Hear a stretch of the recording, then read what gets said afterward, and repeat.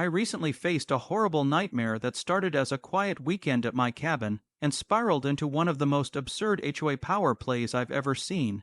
My cabin sits just outside an HOA boundary, important detail. I'm not a member, I don't pay dues, and I've confirmed this in writing more than once. Still, the HOA president, a woman who treats clipboards like royal scepters, never stopped trying to bring me into compliance.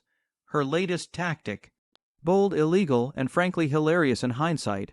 On a Friday morning, I get a call from a confused neighbor asking why a Realtor SUV was parked by my driveway. He says a well-dressed couple is walking around, taking photos, measuring windows, and discussing strong resale potential.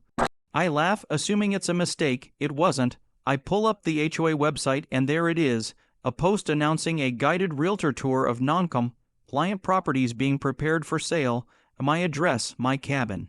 Listed as for sale, pending HOA action, they had invited a licensed realtor to tour my private property without permission under the assumption they could pressure me into selling. Apparently, if they made it uncomfortable enough, I'd cave. That was the plan, so I decided to comply, maliciously. I drove straight to the cabin, smiled politely as I passed the realtor convoy, and kept going. 10 minutes later, I returned with a heavy-duty chain and a brand-new padlock. I closed the main access gate, the one on my land, and locked it, calmly, legally. Then I put up my own sign, big, white, impossible to miss, not for sale. Trespassers will be recorded. HOA has no authority here. I added a second, smaller sign underneath. Any listings implying otherwise will be reported. From behind the gate, I watched the realtor reread the sign 3 times. The couple touring looked embarrassed.